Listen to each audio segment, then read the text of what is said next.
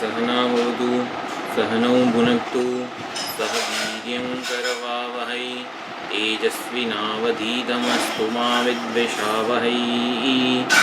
ॐ शान्तिः शान्तिः शान्तिः।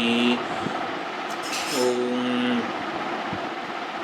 भद्रं कर्णेभिः शृणुयाम देवाः भद्रं पश्येमाक्षभिर्यजत्राः स्थिरैरङ्गैः स्तुष्टुवागुंसस्तनूभिः व्यशेम देवहितं यदायुः। स्वस्ति न इन्द्रो वृद्धश्रवाः स्वस्ति नः पूषा विश्ववेदाः स्वस्ति नस्तार्क्ष्यो अरिष्टनेमिः स्वस्ति नो बृहस्पतिर्दधातु। ॐ शान्तिः शान्तिः शान्तिः। हरिः ॐ श्रीगुरुभ्यो नमः। हरिः ॐ।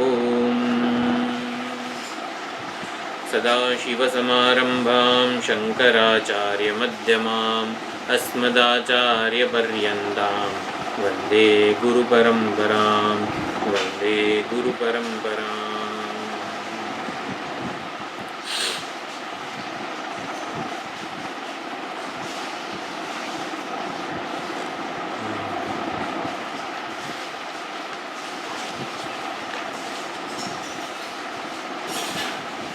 षोडशकळ पुरुष 16 કળાવાળો પુરુષ કોણ છે અને 16 કળાઓ કેવી રીતે એ ક્યાં રહે છે એ પ્રશ્ન સુકેશા ભારદ્વાજ પૂછે છે પીપલાદને. પીપલાદ ઋષિ સુંદર રીતે અભિનય કરીને સમજાવે છે 16 કળાવાળો પુરુષ એટલે શું અને 16 કળાઓનું સર્જન કેવી રીતે થાય છે.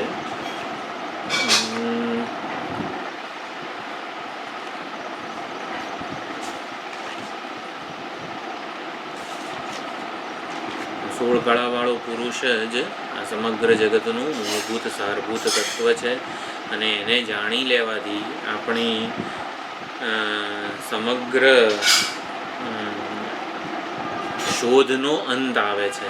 આપણે જેને જાણવા માગીએ છીએ, જેને પામવા માગીએ છીએ, જે બની રહેવા માગીએ છીએ એ આપણી જે શોધ છે એનો અંત આવે છે. જગતનું મૂળ આવી રીતે હું સ્વરૂપે પ્રગટ કરે છે પીપલાદ ઋષિ. અને આપણી જેને કહેવાય ને કે સ્વાભાવિક ઝંખના, જે નિરતિશય વસ્તુને આપણે ઈચ્છી રહ્યા છીએ એને આપણાથી અભિન્ન સ્વરૂપે જ ઓળખાવે છે પીપલાદ ઋષિ. બધું કનેક્ટ કરવાનું હોય છે. ગ્રંથમાં કંઈ આવી ચર્ચાઓ હોતી નથી. કળા એટલે પ્રાણ વગેરે આગળ ત્રીજા મંત્રમાં આવશે. કળાઓ એટલે શું, પ્રાણ, શ્રદ્ધા, પંચમહાભૂત ને આ બધું. એટલે આપણે આપણા શબ્દોમાં એટલે કે આપણે આપણી રીતે દરેકે દરેક વસ્તુને સમજવાની છે. તો કળાઓ એટલે આપણું સંપૂર્ણ વ્યક્તિત્વ, જેને સ્વામીજી કહે છે અજ્ઞાન કલ્પિત વ્યક્તિત્વ. એ અજ્ઞાન કલ્પિત વ્યક્તિત્વને કળા કીધી છે. તો 16 કળાઓ એટલે શું, આપણું સમગ્ર વ્યક્તિત્વ.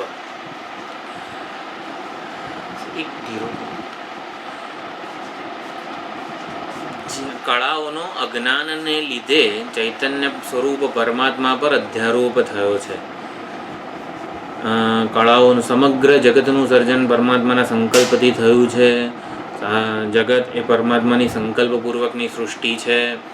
આવું બધું આપણે સમજીએ છીએ. એટલે જગત કારણ રૂપે પરમાત્માનું જ્યારે પણ વર્ણન થાય, આ 16 કળ પુરુષ એટલે કે જગતનું અધિષ્ઠાન, જે જગતનું વિવર્ત ઉપાદાન કારણ છે એ. એટલે આવા પ્રમાણે જ્યારે જગત કારણ રૂપે જ્યારે પણ પરમાત્માનું વર્ણન થતું હોય છે ત્યારે પરમાત્મા આપણાથી પરોક્ષ જ ત્યાં રહી જાય છે કે એ પરમાત્માએ જગતનું સર્જન કર્યું. એ સર્જન વિષયક, અધ્યારોપ વિષયક અથવા તો સૃષ્ટિનો જે કોઈ વિચાર આપણા ઉપનિષદોમાં થયો છે એ વિચાર જ્યારે થાય ને ત્યારે આપણે આમ અકબંધ આપણી જાતને રાખીએ છીએ, અથવા તો એ વિષય વસ્તુ આપણી સાથે કોઈ રીતે સંગત થતી નથી.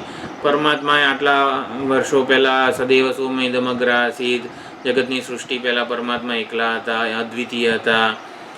એટલે એ પરમાત્મા તત્ સૃષ્ટવા તદેવાનુપ્રાવિશત, પહેલાં એક અદ્વિતીય પરમાત્મા હતા, એમણે સંકલ્પ કર્યો અને આ પ્રમાણે બધું સર્જન થયું છે. એટલે સમહાવ આપણે આપણી જાતને એમાંથી બાકાત રાખીએ છીએ કે આ સૃષ્ટિ, આ બધી ચર્ચા એક એકેડેમિક વસ્તુ છે. જગતનું સર્જન પરમાત્માએ કેવી રીતે કર્યું એને આપણે કોઈ રીતે એટલે કોઈ સંબંધ જ સ્થપાતો નથી. આ બધા ઉપનિષદો સપ્રાણ એટલે 16 કળાવાળો પુરુષ અને જે બધી સુંદર ચર્ચા છે એટલે એ એવી રીતે સમજવાની છે કે એ જે પરમાત્માનું વર્ણન થાય છે એ મારા માટે થર્ડ પર્સન એટલે તે તત કે એ તે ના રહી જાય, એ ફર્સ્ટ પર્સન તરીકે હું રૂપે જ બધું વર્ણન થાય. એટલે જેટલું સૃષ્ટિ સર્જન વગેરે વિચાર કરવામાં આવેલો છે ઉપનિષદમાં એ ખરેખર હું સાથે સંકળાયેલો છે, અહમ સાથે સંકળાયેલો છે. એ મારી કથા છે, મેં આવી રીતે જગતનું સર્જન કર્યું છે. એ તેણે આ બધું સર્જન કર્યું છે, એના બદલે અહમે આ પ્રકારે સર્જન કરેલું છે. અહમ એટલે કે મેં, એટલે એ પ્રકારે કનેક્ટ આપણે આપણી જાતે કરવાનું છે. હવે એવું બધું મેં વળી જગતનું સર્જન કર્યું છે આમ જરાક હજી સમજણ એટલે એટલું આમ ગળે શીરાની જેમ ગળે ઉતરી જાય ને એવું લાગતું નથી મને. સર્પ, દોરીના અજ્ઞાનથી જ સર્પ જન્મે છે. એટલે દોરીના બદલે આપણને જે કંઈ પણ દેખાય એ માત્ર ને માત્ર અજ્ઞાનની ઉપજ હોય, આવિદ્યક હોય. તો એવી રીતે પરમાત્માના જગ્યાએ એક અદ્વિતીય ચૈતન્યની ના બદલે આપણને જે કંઈ પણ જણાય છે ને એ બધું અજ્ઞાનની ઉપજ છે. તો આ વસ્તુને આપણે સમજવી છે. અજ્ઞાન શું છે, અજ્ઞાનમાંથી જન્મતો આ જગત શું છે, અજ્ઞાનમાંથી આ જગતનું જન્મ થયો છે. આ બધા વાક્યોને આપણે પચાવી શકતા નથી, આપણા પોતાના નથી બનાવી શકતા. એટલે આપણે સમજવા માંગીએ છીએ કે અજ્ઞાનથી આ પુરુષ ઉપર, ચૈતન્ય પરમાત્મા પર કળાનો અધ્યારોપ થયો છે. પહેલાં આપણે સમજી લઈએ તાત્પર્ય આ છઠ્ઠા પ્રશ્નનું, પછી આગળની ચર્ચા જે છે એને એ આપણે સરળતાથી કનેક્ટ કરી શકીશું, સાંકળી શકીશું. આ વસ્તુ આપણા માટે કંઈક અતીત વસ્તુ જ ના રહે. પરમાત્માએ આવું કર્યું અને પછી આ જેવી રીતે બધું પરમાત્મામાં જ લીન થઈ જાય છે અને એમ કરીને ચર્ચા પૂરી થાય છે. એટલે ચર્ચાનો કોઈ રીતે આપણે આપણી સાથે સંબંધ સ્થાપી શકીએ ને એવું જણાતું નથી. આપણે એવું સમજવા માંગીએ છીએ કળાઓનો અજ્ઞાનને લીધે પરમાત્મા પર અધ્યારોપ થયો છે. આ બધા વાક્યો શું કહેવા માંગે છે? અજ્ઞાન એટલે શું? તો અમે કીધું કે દોરીની જગ્યાએ આપણને દોરીમાં દોરીના બદલે જે કંઈ પણ જણાય ને બધું અજ્ઞાનની ઉપજ હોય, આવિદ્યક હોય, મિથ્યા હોય. આપણે મિથ્યા શબ્દ પણ સમજવા માંગીએ છીએ. જગત મિથ્યા છે એટલે શું? જગત મિથ્યા છે એટલે શું? જગત અવિદ્યાને લીધે દેખાય છે. અવિદ્યાને લીધે દેખાય છે એટલે શું? સાચું નથી. એટલે શું? સુખનું સાધન નથી. હવે આ બધી વસ્તુ આપણે સમજીશું આજે કે અવિદ્યામાંથી જન્મ થવું એને શું કહેવાય, મિથ્યા વસ્તુ શું છે, એનું ડાયમેન્શન શું છે. આ બધા એક એક શબ્દો જે છે ને એનું ડાયમેન્શન શું છે, એનું ઊંડાણ શું છે.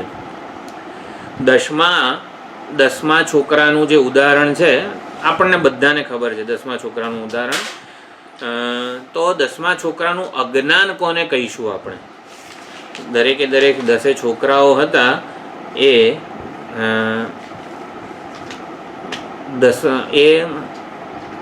10મા છોકરાના અજ્ઞાનને લીધે જ 10માને શોધી રહ્યા હતા. 10માના અજ્ઞાનને લીધે એટલે 10માનું અજ્ઞાન એટલે શું એ દ્રષ્ટાંત પૂરતું જ આપણે સમજવા માંગીએ છીએ. પોતાને ભૂલી ગયા.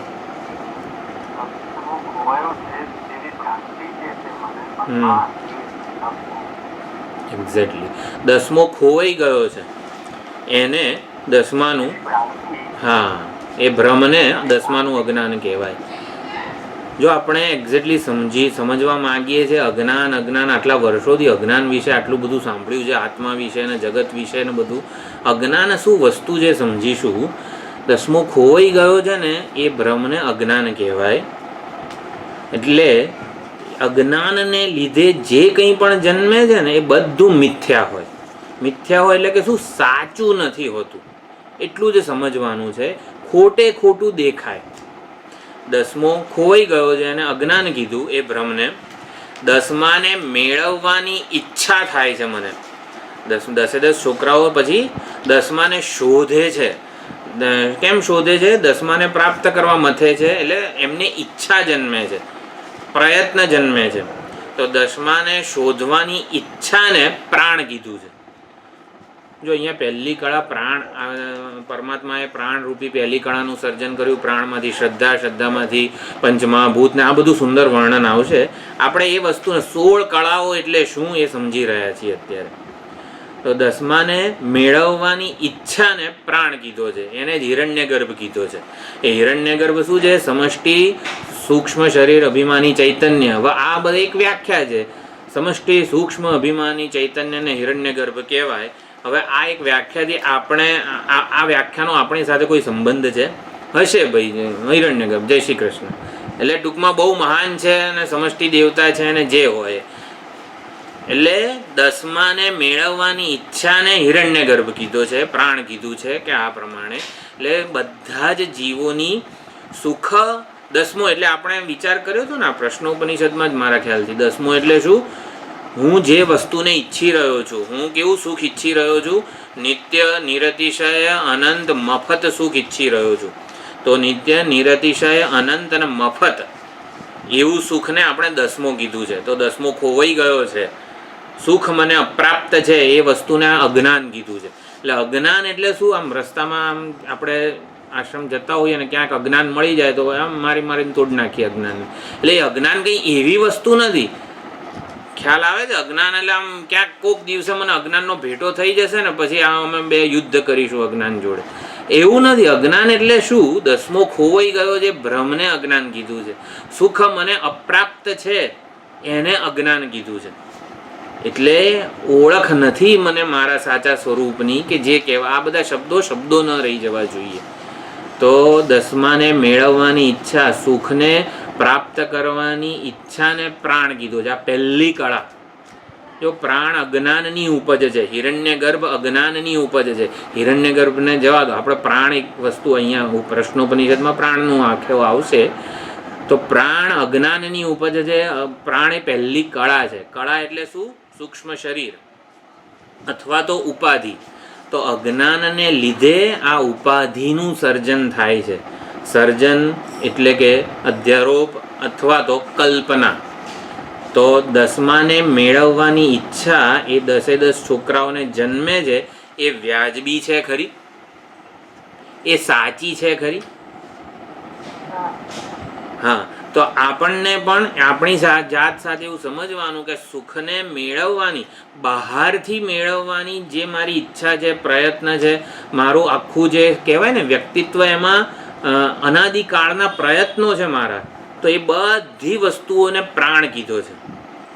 સુખને મારાથી અન્યત્ર ભિન્ન રૂપે, ભિન્ન સ્ત્રોતમાંથી મેળવવાના જેટલા પણ મારા ખ્યાલ છે એને પ્રાણ કીધો છે.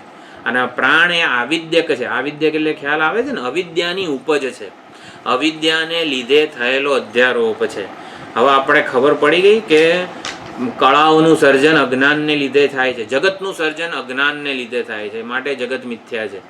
હવે જગત મિથ્યા છે ને એટલે આપણે આમ એવું થાય ને, આપણી લાગણી બહુ એ થાય, જગત મિથ્યા છે, આ દિવાલમાં માથું ભટકાવું તો મને લોહી ના નીકળવું જોઈએ જો જગત મિથ્યા હોય તો. એટલે આપણને મિથ્યા એટલે શું? આમ કોઈ એનું શું કહેવાય, એનું ઊંડાણ ખબર પડતી નથી.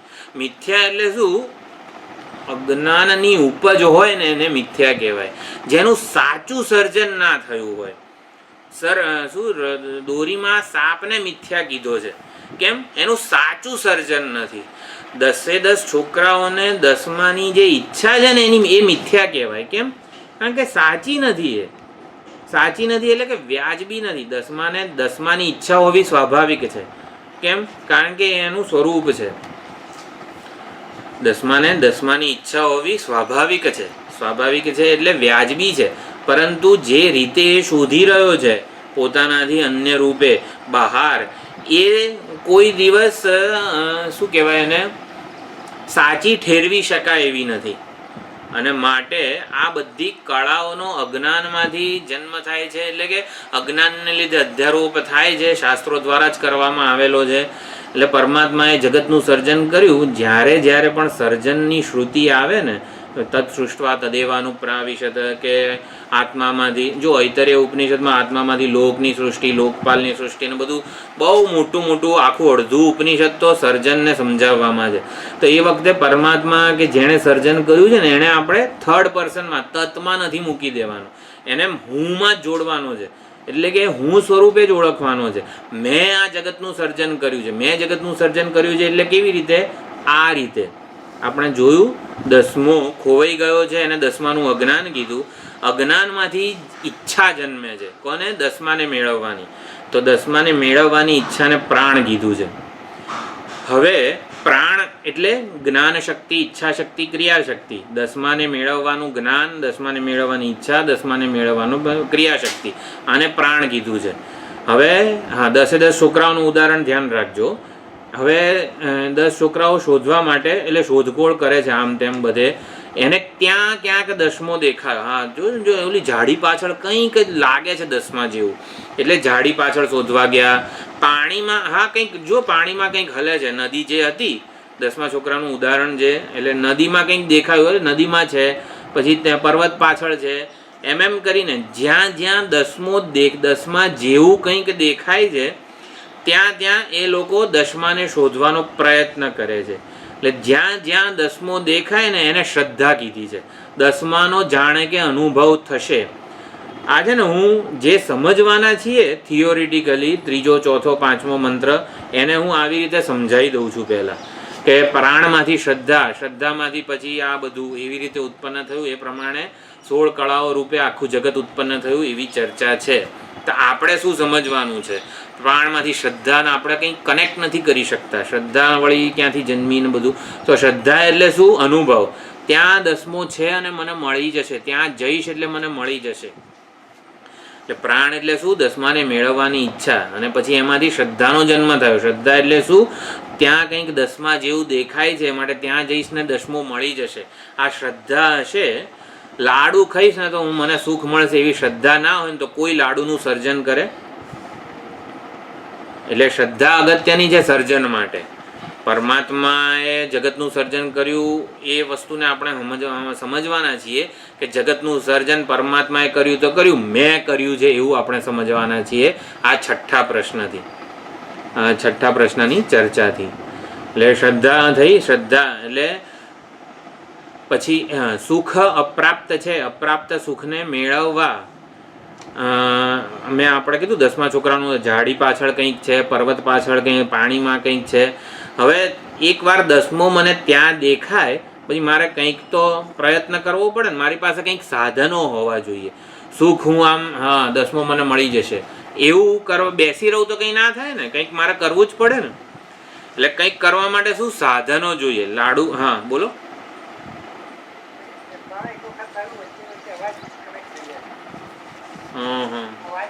અવાજ ડિસ્કનેક્ટ થાય છે મારામાં તો કંઈ છે. આપણે અજ્ઞાન એટલે શું સમજ્યા? અજ્ઞાનમાંથી પ્રાણ. પ્રાણ એટલે શું સમજ્યા? પ્રાણ એટલે શું? દસમાને સુખને પ્રાપ્ત કરવાની ઈચ્છાને પ્રાણ કીધું. પછી શ્રદ્ધા, ત્યાં દસમો છે, ત્યાં જઈશ એટલે દસમો મળી જશે. આ શ્રદ્ધા કે અનુભવ, દસમા જેવું કંઈક દેખાયું, એ અનુભવને શ્રદ્ધા કીધી છે. હવે ત્યાં એક તો દસમો દેખાયો, માટે મારે ત્યાં જવું પડશે. મારા દસમાને પ્રાપ્ત કરવા મારી પાસે સાધનો હોવા જોઈએ. એટલે અચ્છા, નજીક છે વધારે એટલે એવું થાય છે. હા, શું? સાધનો હોવા જોઈએ. એટલે દસમાને પ્રાપ્ત કરવા માટેના સાધનો મારી પાસે શું હોવા જોઈએ? સ્થૂળ શરીર, સૂક્ષ્મ શરીર. એ પણ અહીંયા ચર્ચા છે 16 કળાઓમાં. પંચમહાભૂત અને એના એટલે વિષયો અને સૂક્ષ્મ શરીર, સ્થૂળ શરીર, આ બધું પણ સર્જાયું. જો આ બધું દસમાને મેળવવા માટે સર્જાયું છે.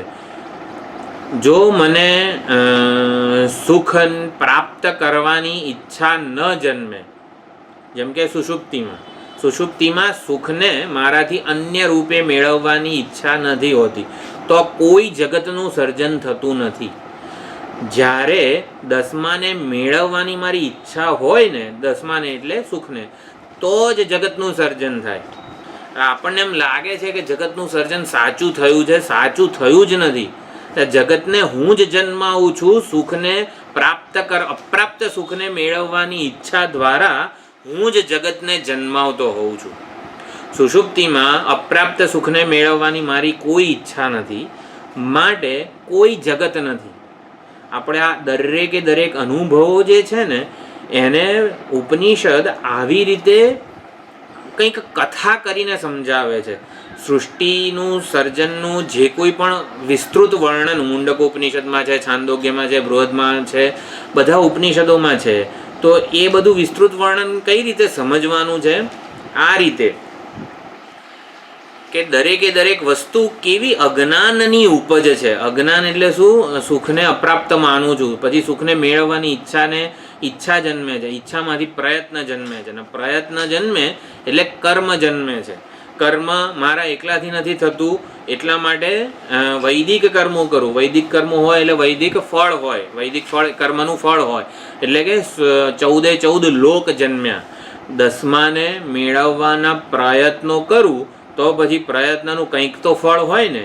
જો ઉત્કૃષ્ટ પ્રયત્ન હોય ને તો ઉત્કૃષ્ટ ફળ હોય, એટલે કે બ્રહ્મલોક હોય. જો લૌકિક પ્રયત્નો હોય તો મર્ત્યલોક સર્જાયો. એટલે આ પ્રમાણે ફળનું તારતમ્ય સર્જાયું. 14 ભુવન કર્મના ફળ રૂપે ઉત્પન્ન થયા છે. આગળ આ બધી ચર્ચા છે કે 16 કળાઓમાં આ બધો સમાવેશ થયેલો છે. 14 લોક, કર્મ, પછી તપ. તપ પણ સર્જન, તપનું સર્જન થયું.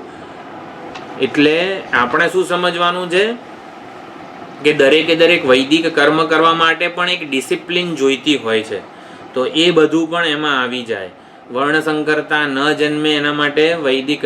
પછી કર્મો કરવા માટે 10માને મેળવવા માટે હું વૈદિક કર્મો કરું છું. વૈદિક કર્મો માટે મને કંઈક આધાર તો જોઈએ ને. તો વેદના મંત્રો સર્જાયા.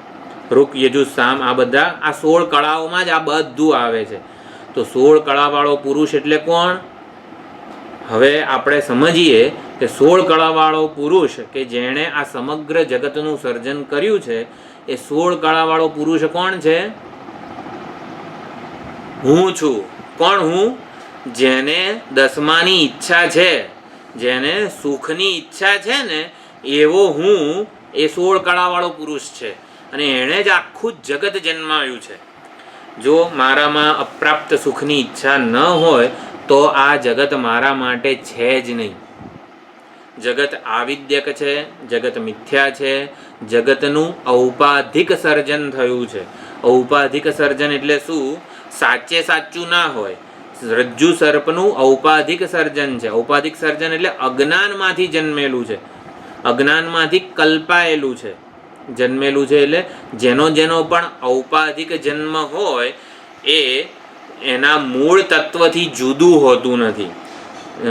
રજ્જુ સર્પ રજ્જુ કરતા જરા પણ ક્યાંય જુદો હોતો નથી. તો આ પ્રમાણે આ વસ્તુને સમજવાની છે કે સર્જન એટલે શું? અધ્યારોપ. અધ્યારોપ એટલે શું? કલ્પના. કલ્પના એટલે શું? અજ્ઞાનમાંથી જે જન્મે ને એને સર્જન કહેવાય. તો બીજી રીતે મૂકીએ ને, સુખ સિવાયનું આપણને જે કંઈ પણ દેખાય છે ને એ બધું અજ્ઞાનની ઉપજ છે. જે મારાથી ભિન્ન સ્વરૂપે સુખના સાધન રૂપે જે કંઈ પણ મને બધું જણાય છે, બધું અજ્ઞાનની ઉપજ છે. એટલે જગત મિથ્યા છે એ વાક્યનો અર્થ શું થાય? અવિદ્યાની ઉપજ છે, અજ્ઞાનને લીધે કલ્પાયેલું છે. અજ્ઞાનને લીધે કલ્પાયેલું છે એટલે જ્યારે મને અપ્રાપ્ત સુખની ઈચ્છા જન્મે ને ત્યારે જ મારા માટે જગત છે. સાચું નથી, અજ્ઞાનમાંથી જન્મેલું છે. એટલે સુખ પ્રાપ્ત કરવાના પ્રયત્નો એ સૌથી હાસ્યાસ્પદ વસ્તુ છે. જગત મિથ્યા હોય તો એ જે હોય એ હોય. મારે શું સમજવાનું છે એ વાક્યથી એ આપણે સમજવાનો પ્રયત્ન કર્યો. તો આ પ્રમાણે થોડીક ચર્ચા.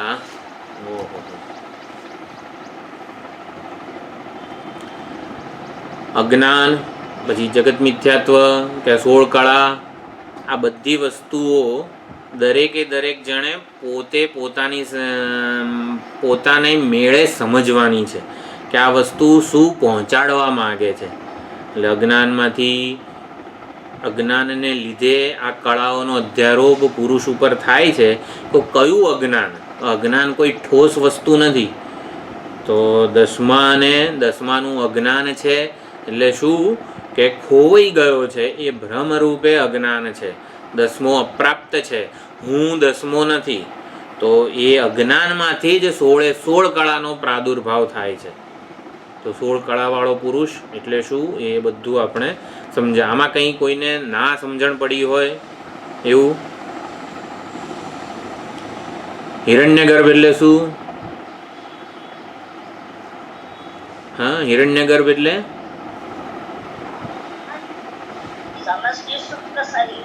જો આવું નહીં, સમષ્ટિ સૂક્ષ્મ આવું ભણેલા જ છીએ આપણે આપણી જાત. એ વ્યાખ્યાનો મારા જીવન સાથે કોઈ સંબંધ છે ખરો? હા, એક વસ્તુ જે છે ને એ મારી જોડે કનેક્ટ થવી જોઈએ. મારા જીવનમાં વણાય એવું વેદાંત આપણે ભણવા માંગીએ છીએ. હિરણ્યગર્ભ સમષ્ટિ તો ચલો એને પગે લાગીએ, આપણે એની આરાધના કરીએ, કાલથી એની આરતી ઉતારીએ. પ્રાણ એટલે શું? હા, દસમાને મેળવવાની ઈચ્છાને હિરણ્યગર્ભ કીધો છે. ખ્યાલ આવે છે? જે તો હિરણ્યગર્ભનું સર્જન સાચું કહેવાય ખરું? હા, એ હિરણ્યગર્ભ એ વેદ વડે કરાયેલો અધ્યારોપ જ છે. જો આપણે અત્યારે અજ્ઞાન કાળે અત્યારે આપણે જે અનુભવીએ છીએ, જે પ્રકારની આપણી પરિસ્થિતિ છે, એ જ વસ્તુને શ્રુતિએ આવી રીતે હિરણ્યગર્ભ કે આમ બધું આમ મોટો ઘટાટોપ કે મોટું એક સર્જન કરીને બતાવેલું છે કે આવું થયું પરમાત્મામાંથી હિરણ્યગર્ભ નામ ને તેમ ને બધું એમ આખું જગત સર્જાયું. એટલે પછી એ બધી કથા આપણા માટે એક શું કહેવાય સ્કૂલની વાર્તાની જેમ રહી જાય છે. એટલે એવું ન થવું જોઈએ. આપણા જે સર્જનહાર છે ને જગતનું હું જ છું. હું જ હિરણ્યગર્ભને જન્માવું. હિરણ્યગર્ભ શું છે? મારે સુખની અપ્રાપ્ત સુખને મેળવવાની મારી ઈચ્છાને જ હિરણ્યગર્ભ કીધું છે. જો આ વસ્તુને આપણે અત્યંત ઉત્કૃષ્ટ વસ્તુ છે હિરણ્યગર્ભ. જુઓ, વેદોમાં જેટલી હિરણ્યગર્ભની ઉપાસનાઓ છે સૌથી ઉત્કૃષ્ટ વસ્તુ છે. શું કહેવાય એને? વ્યાવહારિક રેલ્મની સૌથી ઉત્કૃષ્ટ વસ્તુ હિરણ્યગર્ભ છે. આપણે આ એક વ્યાખ્યાથી કંઈક એને ઓલું એકદમ ઉતારી પાડવા નથી માગતા. આપણે કેવું એક અદ્વિતીય હું રૂપ ચૈતન્ય જ કેવું અનેક રૂપે કલ્પાય છે અને જગતનું સર્જન થાય છે એ સમજવા માંગીએ છીએ. સર્જનની કથા જે છે એ આપણા માટે કોઈક અતીત વસ્તુ જ ન રહી જાય. પરમાત્માએ જગતનું સર્જન કર્યું ને આ બધી વસ્તુઓ એક વાર્તા રૂપ ન રહી જાય. એના માટે પરમાત્માને હુંના અધિકરણમાં જ મૂકીને વિચારીએ છીએ આપણે. એટલે આ બધી વસ્તુઓ ખાસ સમજવાની છે અહીંયા, કે આપણે આ હિરણ્યગર્ભને આટલું આમ ઉતારી નથી પાડતા આ વસ્તુ વડે. જ્યારે યથાર્થ શું કહેવાય જેને આમ સત્યનો નિર્ણય થતો હોય, સત્યનો વિચાર થતો હોય ત્યારે સત્યને પ્રામાણિક આપણે રહેવા માગીએ છીએ. સત્યને આપણા જીવન સાથે સંબંધિત કરીને સમજવા માગીએ છીએ. એટલે સત્યને માટે આપણે જે મિથ્યા વસ્તુઓ, મિથ્યા એટલે જે અજ્ઞાનને લીધે જન્મેલું છે એનું ખાલી રિયાલિટી સમજીએ છીએ. હિરણ્યગર્ભનો કચરો નથી કરી રહ્યા આપણે. હિરણ્યગર્ભને જે રિયાલિટી જે છે એ રિયાલિટીનો વિચાર કરીએ છીએ. એટલે મિથ્યા શબ્દ એ રિયાલિટી સૂચવે છે, એની સત્યતા સૂચવે છે. એનો અનાદર કે તિરસ્કાર કે બ્લાસ્ફેમિંગ કહેવાય છે એને. બ્લાસ્ફેમિંગ ઇંગ્લિશ વર્ડ છે. એટલે એનો આપણે કચરો નથી કરવા માંગતા, એની સત્યતાને તપાસીએ છીએ. તો આટલું એક વસ્તુ. એટલે 2 મંત્રો સુધી આપણે વિચાર કરેલો છે. તો એ 16 કળાવાળો પુરુષ આ જ હૃદયમાં ઇહૈવાંત શરીરે સૌમ્ય સહ પુરુષ. તો એ જે જગતનું અધિષ્ઠાન કે જગત કારણ પરમાત્મા છે, આ જ શરીરમાં હૃદયમાં છે, જગતનું સર્જન કરે છે અને પછી જગતમાં પ્રવેશીને સ્થિત છે આ હૃદયમાં હું રૂપે સ્થિત છે અને એમાંથી 16 કળાઓ જન્મે છે. હૃદયસ્થ પરમાત્મામાંથી 16 કળાઓ જન્મે છે, એટલે કે હું માંથી આ 16 કળાઓ જન્મે છે. ઓલા ત્યાં તત રૂપે રહેલા પરમાત્મા કે જે જગતના કારણ રૂપે પહેલા હતા ને એમાંથી 16 કળાઓ નથી કીધી ઉપનિષદે. શેમાં કીધી છે? ઇહૈવાંત શરીરે, આ હૃદયમાં રહેલા પરમાત્માથી, હૃદયસ્થ પરમાત્માથી 16 કળાઓ જન્મે છે. તો 16 કળાઓ કઈ છે? તો એ પણ આપણે વિચાર કરી લીધો. પ્રાણ એટલે શું, શ્રદ્ધા એટલે શું, કર્મો એટલે શું, વેદ મંત્રો એટલે શું. આ બધાનું કેમ સર્જન થયું? મારા અજ્ઞાનજન્ય અનુભવોનું જ શ્રુતિ પોતાના શબ્દોમાં અનુમોદન કરે છે. અનુમોદન કરે છે એટલે શ્રુતિ એક્સેપ્ટ્સ અવર અજ્ઞાનજન્ય અનુભવ, આપણા અજ્ઞાનજન્ય અનુભવોનો સ્વીકાર કરે છે અને એ કેમ જન્મ્યા છે આપણને એ સમજાવવા માટે એક કથા રજૂ કરે છે. જેમ આપણને કંઈક બોધ આપવો હોય તો કેવું, એક હતો રાજા, એને આમ હતું તેમ હતું એમ કરીને કેવી કથા કહેતા હતા આપણા વડીલો. તો એ આવી રીતે કથા કહે છે, પરમાત્માની કથા કહે છે. એટલે પરમાત્મા દ્વારા કથા કહેવા દ્વારા કંઈ પરમાત્માનું જ્ઞાન નથી કરે. પરમાત્મા ક્યાં છે? હૃદયસ્થ છે. હૃદયસ્થ પરમાત્માની કથા કહી રહ્યા છે. તો આ પ્રમાણે આપણે શ્રુતિને સમજવાનું છે. ચૈતન્યનો આપણને સકળ એટલે કળા સહિતનો અનુભવ થઈ જ રહ્યો છે અત્યારે. હુંનો મને કેવો, મારા વ્યક્તિત્વ પૂર્વકના ચૈતન્યનો અનુભવ થઈ રહ્યો, વ્યક્તિત્વથી વિશિષ્ટ ચૈતન્યનો અનુભવ થઈ રહ્યો છે. તો એ કેમ એવો થઈ રહ્યો છે? તો આવું થયું છે. એ ચૈતન્યમાંથી પ્રાણ ને શ્રદ્ધા ને આ બધા 16 કળાઓ જન્મેલી છે અજ્ઞાનને લીધે, પોતાના સાચા સ્વરૂપને ન જાણવાને લીધે જન્મેલી છે. તો એ પ્રમાણે આખું અહીંયા વિચાર પ્રક્રિયા ચાલુ છે. એટલે બીજો મંત્ર આપણે એક કળા શબ્દની વ્યુત્પત્તિ સમજવાની હતી. કળા એટલે શું? કમ લીનમ કરોતિ. કમ એટલે સુખમ અથવા તો બ્રહ્મ. કમ અથવા તો ક શબ્દ સુખનો વાચક છે. ક્યાંય આવ્યું છે ક એટલે સુખ એવું કંઈ? ક એટલે આ તો વચ્ચે મને થોડોક ગળામાં આરામ મળી જાય ને એટલે હું પૂછું છું. બહુ એટલે થોડુંક બધા ઉપનિષદો આમ મંત્રો થોડોક આમ યાદ રાખેલા હોય ને તો આમ ખબર હોય, બાકી ના ખબર હોય એમાં કંઈ આપણે ઓલું અનુભવવાનું નથી, હીનતાની લાગણી. તો મને થોડોક વચ્ચે આરામ મળી જાય ને એટલે હું પૂછું છું. કમ એટલે સુખમ, નાકસ્ય પૃષ્ઠે દે સુખ. નાકમ એટલે બ્રહ્મલોક કે સુખ એવું કહી શકાય. કમ એટલે સુખમ, અકમ એટલે દુઃખ અને નાકમ એટલે પણ સુખ. મુંડક ઉપનિષદમાં અને ઘણી બધી જગ્યાએ કમ બ્રહ્મ, ખમ બ્રહ્મ, છાંદોગ્ય ઉપનિષદમાં પણ છે. એટલે ક એટલે શું? બ્રહ્મ. અને એને લીન કરે, જાણે કે. એટલે આત્માની બ્રહ્મરૂપતાને જે લીન કરી નાખે, તિરસ્કૃત કરી નાખે, છુપાવી દે, ઢંકાવી દે, એને કળા કહેવાય છે. કલા. ષોડશ કલ પુરુષ એવું કીધું છે જે. તો ક એટલે કલા એટલે શું? આત્માને ઢાંકી દે એવું નથી કહેતા આપણે. દોરીને ઢાંકી દે એને સર્પ નથી કહેતા, અરે અજ્ઞાન નથી કહેતા. શું કીધું છે? આ દોરી છે એમાંથી આ અને છે એ અંશ નથી ઢંકાતો, પણ દોરી જે વિશેષ અંશ છે એ ઢંકાઈ જાય છે. તો એવી રીતે આત્મા નથી ઢંકાતો. હું છું રૂપે બધાને અનુભવાય છે અજ્ઞાની જીવોને, પણ હું પૂર્ણ છું કે હું બ્રહ્મ છું એ વસ્તુને, એ અંશને જે ઢાંકી દે છે, તિરસ્કૃત કરી નાખે છે, એને કલા કહેવાય છે. કળા. તો અજ્ઞાનને લીધે આ કળાનો જન્મ થાય છે. એટલે કે અજ્ઞાનમાંથી, અજ્ઞાન કલ્પિત છે, આવિદ્યક છે, અને માટે તત્વજ્ઞાન વડે કલા બાધિત થાય છે. તત્વજ્ઞાન એટલે શું એ પણ આપણે વિચાર કર્યો હતો. તત્વના નિરૂપાધિક સ્વરૂપની ઓળખ એને તત્વજ્ઞાન કહેવાય. તત્વના સોપાધિક રૂપોને તો આપણે અનુભવી જ રહ્યા છીએ. આપણને આ સ્થૂળ શરીર, સૂક્ષ્મ શરીર અને સમગ્ર જગતનો અનુભવ થાય છે. એ હકીકતમાં તો તત્વના સોપાધિક રૂપો જ છે.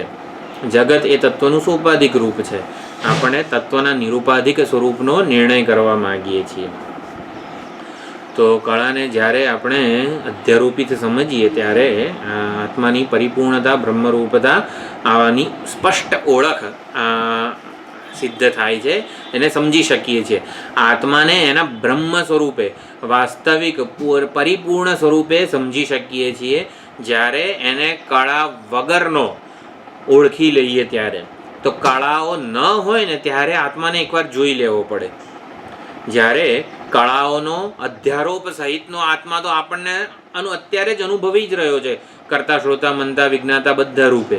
કળાના અધ્યારોપ વાળો 10મો છોકરો જ્યારે 10માને શોધી રહ્યો હોય ત્યારે 10મો અનુભવાઈ જ રહ્યો છે, પરંતુ કેવો 10માનો ઈચ્છુક રૂપે અનુભવાઈ રહ્યો છે, 10માને શોધનાર રૂપે અનુભવાઈ રહ્યો છે.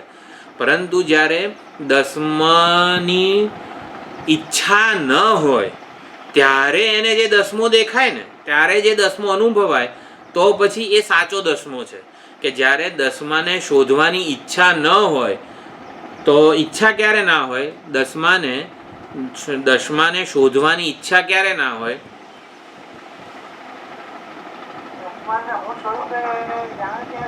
જાણે ત્યારે. અને બીજી કોઈ રીત?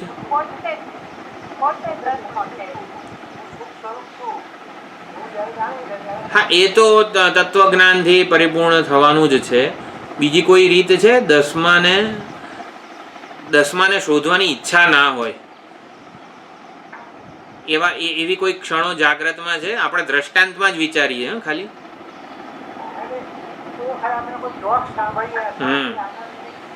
હા હા, બરોબર. બીજી આમ 10માની ઈચ્છા ના હોય આપણને એવી કોઈ ક્ષણો છે? 10માની ઈચ્છા ન હોવી એટલે શું? 10માની શોધ કરવાની ઈચ્છા, એમ. ત્યાં 10મો છે ને એને શોધી લઉં. ના ના, એ તો જ્ઞાનથી થાય જ છે. બહુ આનંદ થતો હોય ત્યારે 10માને, દાખલા તરીકે પરદેશથી દીકરો આવ્યો હોય, અધૂરપ ના હોય ત્યારે, જોક સાંભળીએ ત્યારે સરસ એવી સુઈ જઈએ ત્યારે હોય છે 10માની ઈચ્છા. હા, જો આપણે કંઈક ચોથા પ્રશ્નની ઓલી જીસ્ટ મેં મોકલ્યું હતું, એમાં લખ્યા છે ને નિર્વિશેષ આનંદ, કંઈક 4-5 પદ્ધતિ. વૈરાગ્યનો આનંદ નિર્વિશેષ આનંદ છે. વૈરાગ્ય હોય ને ત્યારે 10માની ઈચ્છા નથી હોતી. એટલે 10માની ઈચ્છા એ નથી હોતી, એટલે 10માને પ્રાપ્ત કરવાની ઈચ્છા. અપ્રાપ્ત 10માને મેળવવાની ઈચ્છા નથી હોતી, એમ ટૂંકમાં એ સમજવાનું છે. એટલે કે હા, આપણે શું ક્યાં હતા? આત્માને કળા વગરનો ક્યારે ઓળખી શકાય છે? સુષુપ્તિમાં ઓળખી શકાય છે, બરોબર. એટલે એકવાર કળા વગરનો એને ઓળખી લઈએ, કળા વગરનો એટલે આ સૂક્ષ્મ શરીરની ઉપાધિ વિનાનો, એને નિષ્કળ જ્યારે ઓળખી લઈએ, એટલે કળા જેમાં લીન પામી જાય છે ને એ અધિકરણને આપણે જાણી લઈએ, તો જાગ્રતમાં પણ એ વસ્તુને આપણે પ્રેક્ટિકલી વિચારી શકીએ છીએ કે હા, આવી રીતે કળા, જો સુષુપ્તિમાં જ્યાં કળાઓ જતી રહી હતી એ લય અધિકરણને હું જાણી લઉં. જો અહીંયા સુકેશા ભારદ્વાજને આ પ્રમાણે પીપલાદ ઋષિ ઉત્તર આપવાના છે કે લય અધિકરણ રૂપે એને ષોડશકળ પુરુષનો નિશ્ચય છે. અરે, લય અધિકરણ નું જ્ઞાન છે અહીંયા, કે કળાઓ વગરનો, કળાઓ લીન પામી ગઈ છે એ વસ્તુની ઓળખ છે અહીંયા. તો પહેલાં તો કળા એટલે શું એ બધું સુંદર અધ્યારોપ હવે થાય છે. આપણે સમજી લીધું કળા એટલે શું, કળાનો અધ્યારોપ એટલે શું, અજ્ઞાનને લીધે કળાઓ કેવી રીતે જન્મે છે, અને ભગવાને કળાનું સર્જન કર્યું જ કેમ. હવે આપણને પ્રશ્ન એ થાય છે કે ભગવાને સર્જન કર્યું ને અહીંયા હેરાન આપણે થઈએ છીએ. એણે વળી આ બધું જગતની સર્જન કર્યું, સો કામયત અને આમ એની ક્રીડા છે, એ નાટક કરે છે ને આપણે હેરાન થઈએ છીએ.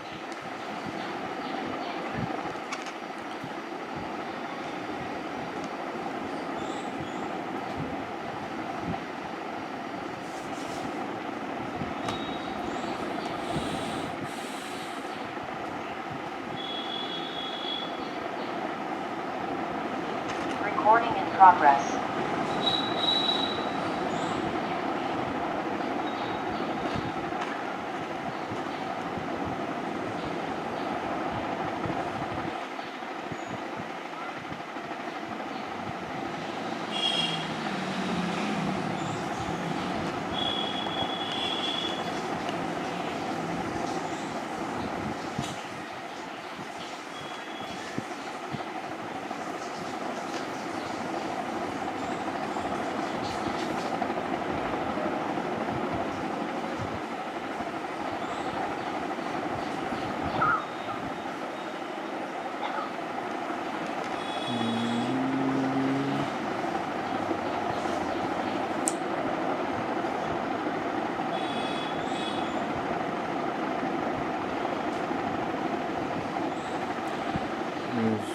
શું ગ્રુપમાં લખ્યું છે ઓલું નાટક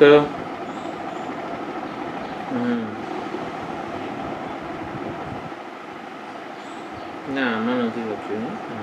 હા, નાટક શાળામાં સુખ દુઃખનો અભિનય કરતો હતો. એટલે પરમાત્માએ ક્યાં ગયા, પરમાત્માએ જગત સર્જનનું નાટક કરવું છે અને પછી એમાં સંતપ્તા આપણે થઈએ છીએ, સુખી દુઃખી આપણે થઈએ છીએ, જીવ આપણો જાય છે, જીવ આપણો અધ્ધર રહે છે. એટલે એને ક્રીડા કરવી છે. એટલે પણ અમારી શું હાલત થાય છે. આપણે એક પ્રશ્ન કેવો હોય છે, આ જગત પરમાત્માએ સર્જ્યું જ કેમ? આમ જાણ આપણે આસ્તિકોમાં એક આ પ્રશ્ન રહી જ જાય છે. પરમાત્માએ જગતનું સર્જન કર્યું જ કેમ? એ એકલા હતા, એણે વિચાર કર્યો, એક છું અનેક રૂપે થઈ જાઉં. અલા શું કરવા, પણ એ વિચાર કર્યો ત્યારે આપણને આ બધું થયું છે ને. એટલે એ બધી વસ્તુઓ જે છે ને એ હવે એ ભાઈ કેમ પરમાત્માએ આવું કર્યું?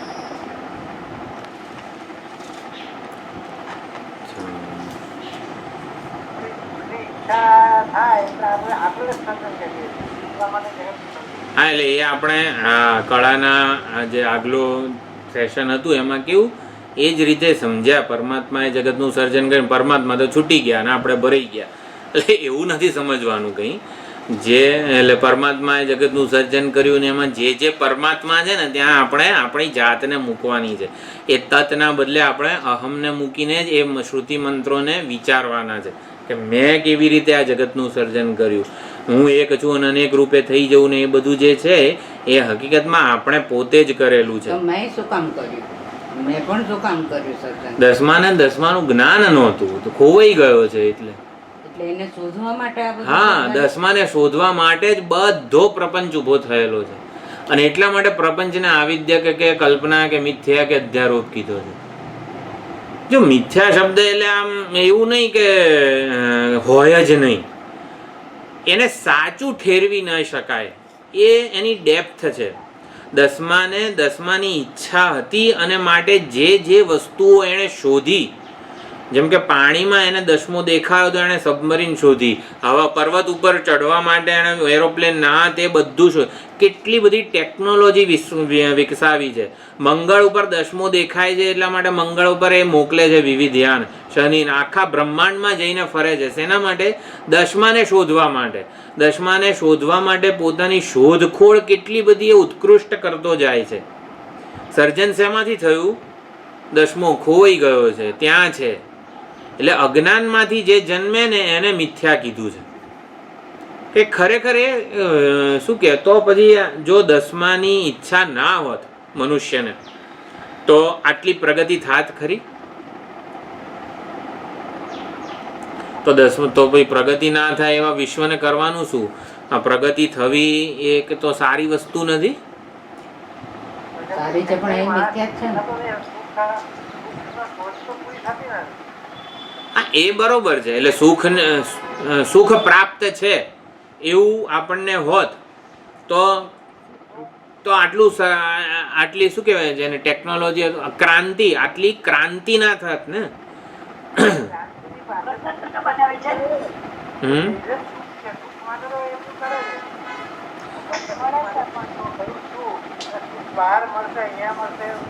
ના, ચલો દસમાનું અજ્ઞાન નથી. દસમાનું અજ્ઞાન નથી. એને ખબર છે કે હું દસમો છું એવું એને ખબર છે. તો શોધની પ્રક્રિયા બંધ થઈ જાય. તો વિજ્ઞાનની શું પ્રદાન રહેત આ અત્યારના યુગમાં? તો કોઈ શોધખોળ થાત ખરી? અથવા તો આ બધા સાધનો, આ ઝૂમ ને આપણી મીટિંગ ને આપણા ક્લાસ ને કેમેરા ને લેપટોપ ને મોબાઈલ ને બધું કંઈ સર્જાય? અરે રે, તો ભાઈ ક્લાસ કઈ રીતે લેવાના? આ લેપટોપ ને મોબાઈલ ને બધું છે ને દસમાને મેળવવા માટે જ સર્જાયેલું છે.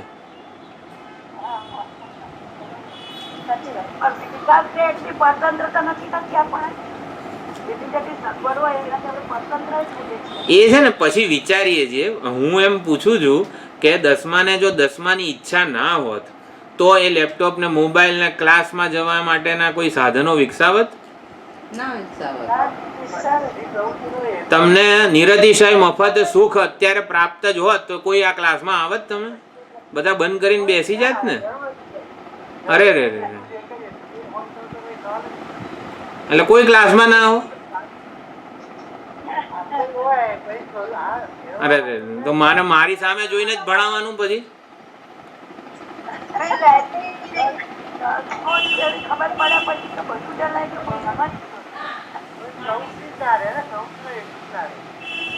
પ્રવૃત્તિનો હેતુ ના રે, વાત સાચી છે.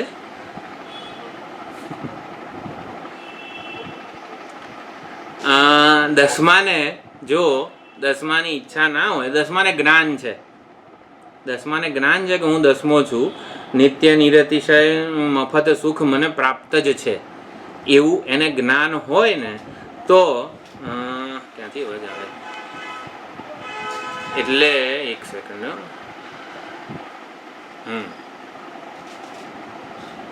શું ક્યાં હતા? હા, સુખ મેળવવાની ઈચ્છા ના હોય, જ્યારે અપ્રાપ્ત સુખને મેળવવાની ઈચ્છા ના હોય, પ્રયત્ન ના હોય, ત્યારે સુખ પ્રદાન કરવાની ઈચ્છા હોય. બીજાને સુખી કરું, બીજાને કંઈક પ્રદાન કરું, હું કોન્ટ્રીબ્યુટર બની રહું. જો આપણા જેટલા પણ જ્ઞાનનિષ્ઠ સંતો, મહાંતો, બધા મહાત્માઓ છે, એ લોકો શું કંઈ ભણાવતા નથી? શેના માટે ભણાવે છે? હા, સુખ પ્રદાન કરવા માટે, કોન્ટ્રીબ્યુટર બની રહેવા માટે, સંવાદિત બની રહે છે.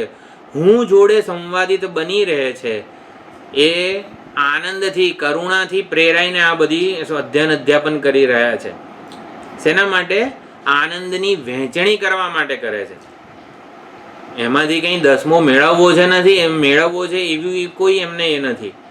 એટલે દસમાની ઈચ્છા ના હોય તો વિજ્ઞાનની કોઈ વિકાસ ના થાય, પ્રગતિ ના થાય, ક્રાંતિ ના થાય એવું નહીં. એટલે થાય પણ બીજાને હેલ્પફુલ, બીજાને મદદ કરવા માટે પ્રગતિ થાય, સંવાદિત પ્રગતિ થાય, કોઈ દિવસ સંઘર્ષ વિનાની પ્રગતિ થાય.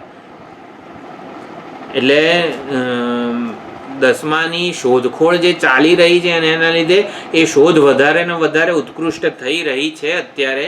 એનો વેદાંતને વાંધો નથી જરાય, પરંતુ સમજવાનું એ છે કે ત્યાં જઈને મળવાનો નથી. વેદાંત એક્ઝેક્ટ પડકારે છે શું? વેદાંત શાસ્ત્ર દસમો ખોવાઈ ગયો છે એ મારા નિર્ણયને પડકારે છે. સુખ એ કરીને મારે સુખ મેળવવાનું છે. એટલે સુખને હું પહેલાં તો ત્યાં મૂકું છું અને ત્યાં મૂકીને પ્રાપ્ત કરવાનો પ્રયત્ન કરું છું. એ વસ્તુને વેદાંત શાસ્ત્ર પડકારે છે. આપણા અજ્ઞાનજન્ય અનુભવો, અરે માન્યતાઓને પડકારે ને એવો કોઈ નહીં, અજ્ઞાનજન્ય માન્યતાઓને પડકારે ને એવો કોઈ અનુભવ નથી. આપણને જાગ્રત અવસ્થામાં એક પણ અનુભવ એવો થાય છે કે સુખ તો હું સ્વરૂપે જ પ્રાપ્ત છે, એવો કોઈ દિવસ અનુભવ થતો નથી. એટલે અજ્ઞાનજન્ય માન્યતાઓને પડકારવાનું મન જ થતું નથી મને. એક વેદાંત શાસ્ત્ર જ એવું છે. આપણે મારા ખ્યાલથી આ પ્રશ્નોપનિષદના પહેલા કે બીજા લેક્ચરમાં ચર્ચા કરી હતી કે વેદાંત શાસ્ત્ર શું કહે છે. 10 છોકરાઓને વેદાંત શાસ્ત્ર એક પ્રશ્ન પૂછે છે કે દસમો ખોવાયો છે ખરો? એવું એકમાત્ર વેદાંત શાસ્ત્ર જ પૂછે છે કે દસમો ખોવાયો છે ખરો? એવું પૂછે છે વેદાંત. એટલે એકદમ એ લોકોને સ્ટ્રાઇક થાય છે. એટલે પણ જેને શોધીએ છીએ, આટલા વર્ષોથી શોધી રહ્યા છીએ, છતાં મળતો નથી, તો ખોવાયો છે ખરો એ મારા નિર્ણયને હું પડકારું. એટલે આટલા પ્રયત્નો કર્યા સુખને મેળવવાના, સુખ હંમેશા કાયમી સ્તરે મને મળતું જ નથી, મને જેવું જોઈએ છે એવું મળતું નથી. તો એ ખરેખર ખોવાયું છે ખરું, એ આપણી માન્યતાને જ વેદાંત શાસ્ત્ર પડકારે છે. એટલે કે અપ્રાપ્ત છે, ખોવાઈ ગયું છે, એ માન્યતાને વેદાંત શાસ્ત્ર પડકારે છે કે ખરેખર ખોવાયું છે ખરું. તો હવે આ ત્રીજો મંત્ર જે છે એ કઈ રીતે આ પ્રાણ એટલે કે દસમાને પ્રાણ એટલે શું આપણે સમજ્યા. પ્રાણ હિરણ્યગર્ભ કો એટલે શું? દસમાને મેળવવાની ઈચ્છા જન્મવી એને પ્રાણ કીધો છે, હિરણ્યગર્ભ કીધો છે. તો પરમાત્મા વિચાર કરે છે. મેં કીધું ને કે આકાશે એવો વિચાર કર્યો, આકાશને એવું નાટક કરવાની ઈચ્છા થઈ કે હું એકાદી એવી ઉપાધિ સર્જું, ઘટરૂપી એવી ઉપાધિ સર્જું કે ઘડો અહીંથી અહીંયા જાય તો જાણે કે મેં પણ ગતિ કરી છે ને એવું મને લાગે. હું એક જગ્યાએ બેસી રહીને શું કરું, આમ ક્યાંક ફરવા જવું તો સારું લાગશે મને, એવું આકાશે વિચાર્યું કે હું મારા સ્વરૂપે અચળ જ રહું, પણ આમ લોકોને એવું લાગે કે આકાશ એક જગ્યાએથી બીજી જગ્યાએ ગયું. લોકોને એવું લાગે કે આકાશ આવું થયું તેવું થયું, આકાશનો જન્મ થયો, આકાશનું મરણ થયું, આકાશની ગતિ થઈ, આકાશમાં વિકાર થયો. ઘડામાં સુંદર ગંગાજળ સુગંધિત પદાર્થ ભરીએ તો આમ ઘટાકાશ સુગંધ થાય, ઘડામાં ગંદુ જળ ભરીએ તો ઘટાકાશ જે છે એ દુર્ગંધ મારે. આવો કોઈક વ્યવહાર થાય એવો આકાશે વિચાર કર્યો. હવે આકાશને આ વિચાર કરવામાં પોતાના સ્વરૂપથી તો વિચલિત થવાનું જ નથી. એટલે કેવું, પરમાત્માએ આ બધું નાટક કરવા માટે એક એવી ઉપાધિનું સર્જન કર્યું કે એ ઉપાધિને લોકો મારું સ્વરૂપ માની લે અને એના વિકારો અથવા તો પ્રાણ ઉત્ક્રમણ કરે, સંક્રમણ કરે વગેરે, પ્રાણનો બધો વ્યવહાર આત્માનો, પરમાત્માનો માની લેવામાં આવે છે. અત્યારે આ બોલી રહી છે, વાણી શબ્દોનું ઉચ્ચારણ કરી રહી છે, પણ લોકો એવું સમજે કે આ બોલનાર કોણ છે? આત્મા. આત્મા એટલે કે ચેતન છે, ચૈતન્ય જ બોલી રહ્યું છે. એટલે વાણી રૂપી ઉપાધિનું સર્જન કરીને ચૈતન્યએ શું કર્યું? સર્જન કર્યું એટલે શું? આપણે વિચારવાનું, કલ્પના કરી એટલે કળા છે એક. વાણી ઇન્દ્રિય પણ એક કળા છે. શેના માટેની કળા છે? દસમાને મેળવવાની જ છે. હા, એટલે એ બધું રૂપક આપણે છે ને અહીંયા હવે લગાડવાનું છે. તો કઈ રીતે પરમાત્માએ સંકલ્પ કર્યો અને બધું કઈ રીતે પાર પાડ્યું એ હવે આખી કથા એક શરૂ થાય છે. તો જેમ બધી પુરાણોમાં કથા હોય ને એવી રીતે ઉપનિષદમાં પણ આવી કથા આવે છે. હવે તો ત્રીજો મંત્ર છે, આપણે આનું હાર્દ સમજી ગયા છીએ કે શું કઈ રીતે બધું એક્ઝિક્યુટ થયું છે. તો આ પ્રમાણે સમજી લઈએ. હવે સમજાય છે આ પ્રશ્નોપનિષદના આ બધા મંત્રો જે છે ને એમાં પરમત ખંડન ખૂબ જ છે. એટલે સાંખ્ય મતની વિચારણાનું ખંડન આ ત્રીજા ચોથા વગેરે મંત્રોમાં કરેલું છે. બહુ લાંબુ ભાષ્ય છે. સ ઈક્ષાન ચક્રે કરીને જે મંત્ર છે આ ત્રીજો, એમાં સાંખ્ય મતનું ખંડન કરે છે ભાષ્યકાર. તો એ બધી ચર્ચા આપણે નહીં લઈએ, આપણે ખાલી એક વસ્તુ સમજી લઈશું, સાંખ્ય મતનું કેમ અયોગ્ય છે વગેરે. તો ત્રીજો મંત્ર હું બોલું છું. સ ઈક્ષાન ચક્રે કસ્મિન અહમ ઉત્ક્રાંતે ઉત્ક્રાંતો ભવિષ્યામિ કસ્મિન વા પ્રતિષ્ઠિતે પ્રતિષ્ઠાસ્યામિ ઇતિ. સ ઈક્ષાન ચક્રે. તો સ એટલે કોણ? હા, તેણે એટલે કોણે?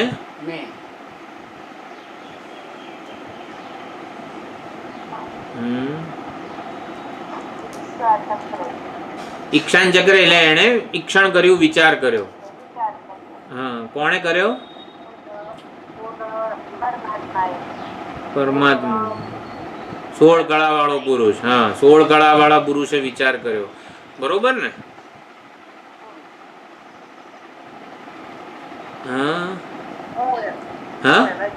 હા, મેં વિચાર કર્યો એવું સમજવાનું છે આપણે. આકાશે વિચાર કર્યો કે ઘડાનું સર્જન કરું ને તો પછી ઘડાનું ગતિ ને ઘડાનો વિકાર ને ઘડાનો જન્મ એ મારો જન્મ લોકો ગણી લે, મારું આવું. એટલે જસ્ટ એવું નાટક કર્યું છે. હવે આ કથાના રૂપમાં આપણે બધું સમજવાનું છે. થોડુંક હિન્ટ એટલે આપણે વિચાર આગળ કરી લીધો. એટલે સ ઈક્ષાન ચક્રે 16 કળ પરમાત્મા, 16 કળાવાળા પરમાત્માએ વિચાર કર્યો કે સ ઈક્ષાન ચક્રે કે કસ્મિનનું અહમ ઉત્ક્રાંતો ભવિષ્યામી. આ શરીરમાં આ જે ઉપાધિ છે એમાંથી કોના નીકળી જવાથી મારું પણ હું પણ નીકળી ગયેલો કહેવાઈશ. એટલે એણે કંઈક એવી ઉપાધિ સર્જવા માગે છે પરમાત્મા કે વ્યવહાર બધો ઉપાધિ કરતી હોય, પરંતુ વ્યવહારનું શું કહેવાય એને છાપ આ કોણે કર્યું? તો કે હા જો ઓલા પરમાત્માએ કર્યું એમ કરીને. જગતનું સર્જન પરમાત્મા નથી કરતા. કોણ કરે છે? અજ્ઞાન કરે છે. અજ્ઞાન રૂપી ઉપાધિનું જાણે કે હું સર્જન કરું અને પછી બધું અજ્ઞાનમાંથી થયા કરે, માયામાંથી થયા. માયા અજ્ઞાન બધા એક જ શબ્દો અહીંયા સમજવાના છે. બધું જ થયા કરે અને પછી વર્ણન એવું કરવામાં આવે કે જો પરમાત્માએ આ બધું જગતનો વિસ્તાર કર્યો, જગતનું સર્જન કર્યું, એણે આમ પંચમહાભૂત બનાવ્યા, પંચમહાભૂતમાંથી આ બધું કર્યું, પંચીકરણ કર્યું, સ્થૂળ જગત એટલે બધા સ્થૂળ શું ઓલું પંચીકરણ 1/4 અંશ ને આ બધું એમાં રમમાણ કરે લોકો. એટલે મને ભૂલી જાય અને એટલે આ બધું હકીકતમાં તો પરમાત્માને યાદ કરવા માટે કથા છે કે જે નાટક કરનાર કોણ છે, નાટકમાંથી આપણે વૈરાગ્ય જન્મે. જે દેખાય છે ને એ નાટક છે. એટલે અભિનેતા નાટકના સ્ટેજ ઉપર આવીને અભિનય કરતો હોય ભિખારીનો, રાજાનો, તો આપણને શું દેખાય છે? અભિનય એનો દેખાય છે. અભિનય માટે વૈરાગ્ય જન્મે અને વેશધારી માટે આપણને વેશધારીને જાણવાની ઈચ્છા જન્મે ને એ હેતુથી જ આ બધું વર્ણન આવેલું છે. એટલે સ ઈક્ષાન ચક્રે એ પરમાત્માએ વિચાર કર્યો કે હું એવી ઉપાધિનું સર્જન કરું. અહીંયા પ્રાણ એનો જવાબ છે. એટલે 16 કળાઓ, એમાં 16 કળામાંથી પહેલી કળા પ્રાણ છે. એવી ઉપાધિનું સર્જન કરું કે જેના નીકળી ગયાથી હું પણ નીકળી ગયેલો જાણે કે કહેવાઈશ, ને જેના સ્થિત રહેવાથી હું પણ સ્થિત છું એવું કહેવાઈશ. તો આ પ્રમાણે 16 કળાવાળા પુરુષે વિચાર કર્યો અને પછી પ્રાણમાંથી શ્રદ્ધા અને માંથી પંચમહાભૂત, વિષયો, સ્થૂળ સૂક્ષ્મ શરીર, વેદો, મંત્રો વગેરે બધી કળાઓ છે ઉત્પન્ન થઈ. એ 4થા મંત્રમાં છે. પણ આપણે એક વસ્તુ અહીંયા સ ઈક્ષાન ચક્રે ભાષ્યમાં ખૂબ મોટી ચર્ચા છે. ભાષ્યમાં સાંખ્ય મતની ચર્ચા આવેલી છે. એટલે કે સાંખ્ય મત માટે સહ એ પ્રધાન છે. પ્રધાન એટલે શું? પ્રકૃતિ કે ત્રિગુણાત્મક પ્રકૃતિની કારણ અવસ્થા કે જેમાં વિક્ષોભ થયો નથી એ પ્રધાનને એ લોકો જગત કારણ માને છે. તો ભાષ્યકારે અહીં બધું ખંડન કરેલું છે. જડ એવું પ્રધાન, ચેતન એવા પુરુષ માટે કંઈ સર્જન ન કરી શકે. એ બધી ચર્ચામાં આપણે બહુ ઊંડા ઉતરતા નથી. આ બધી સાંખ્ય, નૈયાયિકો બધા જે તાર્કિકો છે, અને છે તો આસ્તિકો જ પણ તાર્કિકો છે, તર્કને મુખ્ય પ્રમાણ માને છે. એટલે પોતાની યુક્તિને કે બુદ્ધિને એ લોકો મુખ્ય વસ્તુ આલંબન તરીકે લે છે અને પછી વેદના મંત્રોને કે એવી રીતે જગતને પોતાના અનુભવોને સમજવા જાય છે. એટલે શું? પોતાની બુદ્ધિ તો શું જગતનો અંશ છે. એટલે જગતને સત્ય માનીને જગતના કારણ માટે એ લોકો જાત જાતનો વિચાર કરે છે. હવે વિચાર કરે છે એટલે પોતાની બુદ્ધિને પ્રબળ કે મુખ્ય પ્રમાણ માને છે, તર્કને. એટલે પોતાની બુદ્ધિ પ્રમાણે જ્યાં સુધી પહોંચાય ને ત્યાં સુધી પહોંચે છે કે ભાઈ આ જગત કારણ છે. તો આ પ્રમાણે બધું વિચાર કરે છે. વેદાંતે એટલું જ પહોંચાડવા માગે છે કે પ્રમાણ સિદ્ધ વસ્તુને મુમુક્ષુના હિત માટે વેદાંત શાસ્ત્ર પ્રમાણ સિદ્ધ સત્યનો નિર્ણય શ્રુતિ પ્રમાણથી જ કરે છે. એટલે પ્રમાણ સિદ્ધ સત્યને મુમુક્ષુ સુધી પહોંચાડવા માટે યુક્તિનો આશ્રય લે છે વેદાંત. બીજા બધા શું છે? યુક્તિપૂર્વક સત્ય સુધી પહોંચવાનો પ્રયત્ન કરે છે. એવું વેદાંત નથી કરતું. વેદાંત સત્યનો નિર્ણય શ્રુતિ પાસેથી કરી લે છે. પ્રમાણ સિદ્ધ વસ્તુ જે સત્ય છે એને મુમુક્ષુના હિત માટે, મુમુક્ષુની બુદ્ધિ સમજી શકે એના માટે યુક્તિનો ટેકો આપે છે ચોક્કસ. એટલે યુક્તિનો આવી રીતે શ્રુતિ અનુગૃહિત પ્રમાણે એ સમજે છે, યુક્તિ સિદ્ધ કરે છે. જ્યારે સાંખ્ય વગેરે, નૈયાયિક વગેરે જે મતો છે વેદ વિરુદ્ધ, એ જરા પણ ઉપાદેય નથી. એટલે ઘણી વખત સાંખ્ય વગેરેની ચર્ચા કે ગમે તે, આપણે તો એટલો બધો રસ નથી હોતો એ બધી ચર્ચાઓમાં, પણ આ તો કોઈકને એવો રસ હોય કે આ ષડ દર્શન શું છે તો ભણવાની જે કંઈક તક મળે કોઈક દિવસ, તો એને બિલીવિંગ માઇન્ડ, સ્વામીજી હંમેશા કહે છે કે આ બધા જે ચર્ચાઓ આવે તો એને બિલીવિંગ માઇન્ડ પૂર્વક નહીં ભણવાના, શું કહેવાય છે, ક્વેશ્ચનિંગ માઇન્ડ સાથે ભણવાના છે. જે કોઈ પણ વેદથી, વેદાંતથી જે બીજા મતોનું કોઈ દિવસ ચર્ચા આવતી હોય આપણા કરિક્યુલમમાં ભણવામાં, તો બિલીવિંગ માઇન્ડ, શ્રદ્ધાયુક્ત મન સાથે નથી ભણવાના. એ બધા ક્વેશ્ચનિંગ માઇન્ડ, પડકારનારી બુદ્ધિ વડે એનો અભ્યાસ કરો તો વાંધો નથી. આપણને ઘણીવાર એવું થાય કે હું તર્ક ભણું, ચાલો ને કંઈક ન્યાય ભણું. ઘણીવાર એમ ઈચ્છા થાય કે આ બધું આમ બધું અવિદ્યા ને અધ્યારોપ ને આ બધી શબ્દો એક્ઝેક્ટલી, આ બધા શબ્દોને આપણે ત્યારે સમજી શકીએ જો આપણે તર્ક ને અર્થ સંગ્રહ અને તર્ક સંગ્રહ વગેરે ગ્રંથો ભણેલા હોય. તૈત્તિરીય ઉપનિષદમાં છે ને યૈરિમે ગુરુભિઃ પૂર્વમ પદવાક્ય પ્રમાણતઃ. તો વ્યાકરણ પછી તર્કશાસ્ત્ર. વાક્ય એટલે શું? પદ વાક્ય પ્રમાણતઃ. તો પદ એટલે શું? વ્યાકરણ શાસ્ત્ર. વાક્ય એટલે શું? મીમાંસા. મીમાંસા એટલે અર્થ સંગ્રહ નામનો ગ્રંથ. જો કૈલાસ આશ્રમને બધા પરંપરાગત આશ્રમોમાં તો આ બધું ભણાવવામાં જ આવે છે. અને પછી પદ વાક્ય પ્રમાણ એટલે શું? રીઝનિંગ, તર્કશાસ્ત્ર જેને કહેવાય છે. તો તર્ક સંગ્રહ નામનો ગ્રંથ છે. તો આ બધાનું જ્યારે અધ્યયન કરવાનું હોય, જ્યારે આપણા બધા આચાર્યો તો પૂજ્ય સ્વામીજી છે, આપણા સ્વામીજી છે, એ બધાનું આ બધામાં થરો નોલેજ હોય છે. પરંતુ કોઈ સ્ટુડન્ટને જ્યારે કહે કે આ ભણવાનું છે ત્યારે આપણે ધ્યાન રાખવાનું કે એની ચર્ચા જ્યારે આવે ત્યારે ક્વેશ્ચનિંગ માઇન્ડ રાખવાનું, બિલીવિંગ માઇન્ડ નથી રાખવાનું. એટલે એનો એટલો જ આધાર લઈ શકાય. હા, એટલે સાંખ્ય વગેરે વેદમતો ઉપાદેય નથી. મુમુક્ષુને એમાં આદર ન જન્મી જાય. સાંખ્ય છે, નૈયાયિકો છે, આ બધી ખૂબ જ તર્કપૂર્ણ ચર્ચા કરતા હોય છે. એટલી બધી તર્કમાં એ લોકો જતા રહે કે સામે જે વસ્તુ અનુભવ ગમ્ય છે પ્રત્યક્ષ પ્રમાણથી, જે આ લાલ પેન છે, હવે જ્યારે પ્રત્યક્ષ પ્રમાણ કહેતું હોય આ લાલ રંગની પેન છે, તો એમાં તર્ક કરવાની જરૂર છે? હવે નૈયાયિકો ને બધા જે છે એટલા બધા તર્ક માટે આગ્રહી છે કે આ પેન લાલ કલરની જે આનાથી લાલ અક્ષરમાં લખાય એ પણ પ્રત્યક્ષથી નહીં, તર્કથી સિદ્ધ કરે છે. હવે આ વસ્તુ ક્યાં લઈ જાય? જેમ કે એક તર્ક કરીએ, બારણું જે છે અત્યારે અવાજ આવતો હતો, તો બારણું આપણે અડધું બંધ કરી દઈએ તો ઓછો અવાજ આવે. થોડી હવા ઉજાસ તો જોઈએ, એટલે આખું બંધ નથી કરતા. આપણે અડધું બારણું બંધ કર્યું છે તો અડધું ખુલ્લું કહેવાય ને. જો બારણું અડધું ખુલ્લું હોય તો અડધું બંધ કહેવાય, બરોબર ને? અને જો બારણું આખું બંધ હોય તો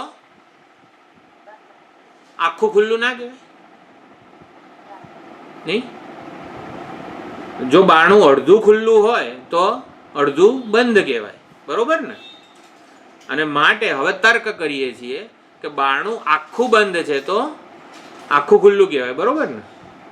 જો તર્કની આવી ગતિ થાય, તર્કને આપણે મુખ્ય પ્રમાણ તરીકે, તાર્કિકો જે છે આવી જ ચર્ચા અહીંયા સઈક્ષાન ચક્રમાં થયેલી છે. એટલે તર્કપૂર્વક આપણે મચેડવાનો જ પ્રયત્ન કરીએ, એટલે ભાઈ જે વસ્તુ અતિન્દ્રિય છે એને ભાઈ જેમ શ્રુતિએ કીધી છે એમ સ્વીકારીએ. આપણા આચાર્યોએ ખૂબ ચિંતન કરેલું છે, એમાં આપણે તર્ક લગાડવાની જરૂર નથી. એટલે આ તો સાંખ્ય મતનું ખૂબ વિસ્તારપૂર્વક ખંડન થયેલું છે. બધી ચર્ચાઓ સુંદર છે. ત્રિગુણાત્મક પ્રકૃતિ ને પ્રધાનને એ લોકો જગત કારણ માને છે. એટલે સાંખ્યો એવું કહે છે કે સઈક્ષાન ચક્રે એટલે સહ એ લોકોનું પ્રધાન છે. પ્રધાને વિચાર કર્યો અને પ્રધાને જગતનું સર્જન કર્યું. આપણે તો જગતનું સર્જન સાચું માનતા નથી. આપણે શું કીધું? અજ્ઞાનમાંથી જગતનું સર્જન થયું છે. એને સાચું કે વ્યાજબી ઠેરવી ના શકીએ આપણે જગતના સર્જનને. દસમાને મેળવવાની ઈચ્છાથી બધો જે સર્જન થાય છે એ મિથ્યા સર્જન છે, અજ્ઞાનનું સર્જન છે, સાચું સર્જન નથી. તો પણ સાંખ્યની જે પ્રક્રિયાઓ છે એનો વ્યાવહારિક જગતમાં ઉપયોગ ચોક્કસ વેદાંતી કરે છે. જો ભામતીકાર છે એવું કહે છે કે ત્રિગુણાત્મક પ્રકૃતિ છે એટલે જગતની કારણરૂપા જે પ્રકૃતિ છે એમાં જે સુખરૂપતા દેખાય છે, આ જગતમાં આપણને જ્યાં જ્યાં સુખ દેખાય છે ને એ બધું સત્વગુણનું કાર્ય છે. એટલે સત્વગુણ છે. જ્યાં જ્યાં આપણને સુખ દેખાતું હોય ને એ સત્વગુણ છે. જ્યાં જ્યાં આપણને દુઃખ દેખાતું હોય ને એ રજોગુણ છે. આપણને ત્રિગુણાત્મક પ્રકૃતિનો જગતનો અનુભવ થાય છે તો સત્વ રજસ તમસ આયા ક્યાંથી? અધ્ધરતાલમાંથી આયા છે કે નહીં? જગતમાં જ્યાં જ્યાં સુખનો અનુભવ થાય છે એ સત્વગુણ છે, જ્યાં જ્યાં દુઃખનો અનુભવ થાય છે એ રજોગુણ છે. અને જ્યાં જ્યાં મોહાત્મકતા છે, એકની જગ્યાએ બીજું દેખાવું, જ્યાં જ્યાં મોહાત્મકતા છે ને એ તમોગુણ છે. તો સત્વ રજસ તમસને આ રીતે સમજાવ્યા છે ભામતીકારે કે એટલે સત્વ રજસ તમસ કોઈ ત્રણ થિયોરિટિકલ વસ્તુ નથી. જે સુખ છે, જ્યાં જ્યાં સુખ દેખાય એ સત્વગુણનું જ કાર્ય છે, દુઃખ દેખાય રજોગુણનું કાર્ય છે, મોહાત્મકતા છે તમોગુણને લીધે દેખાય છે. એટલે તાર્કિકો જે છે એ પ્રત્યક્ષાદિને અનુકૂળ પોતાની પાસે જે પ્રમાણો ઉપલબ્ધ છે એ પ્રમાણને અનુકૂળ વેદ મંત્રોને ગોઠવે છે. સ ઈક્ષાન ચક્રેમાં સહનો અર્થ પ્રદાન કર્યો તાર્કિકોએ, સાંખ્યોએ. તો એટલે શું, પોતાને જે અનુભવાય છે, હા આવી રીતે આમ તેમ થયું હોવું જોઈએ, પ્રધાને આવી રીતે જગતનું સર્જન કર્યું હોવું જોઈએ, એટલે કે પોતાની બુદ્ધિ પ્રમાણે વેદને ગોઠવવાનો પ્રયત્ન કરે છે, વેદ મંત્રોને. આવી ભૂલ વેદાંતી કરતો નથી.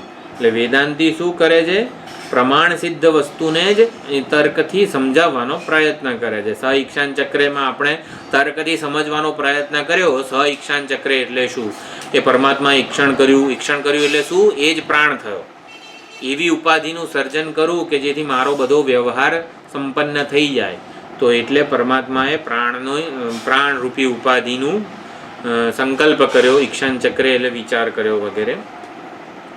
વેદાંત માટે આ જગતનું શું કહેવાય, સર્જન છે ને ઔપાધિક છે. ઔપાધિક છે એટલે સાચું નથી. જ્યાં તો જગતના સર્જનહારપણું કે જગતનું કારણત્વ પણ વેદાંત માટે સાચું નથી. પરમાત્માને જ્યારે જગત કારણ કહીએ છીએ ત્યારે જગત સાચું હોય ને તો પરમાત્માનું જગત કારણપણું સાચું હોય, પરંતુ એવું નથી. એટલે ઔપાધિક જ છે પુરુષનું, એટલે ચૈતન્ય પરમાત્માનું કર્તૃત્વ ભોક્તૃત્વ આ બધું ઔપાધિક છે. ઔપાધિક છે એટલે શું, અજ્ઞાનની ઉપજ છે.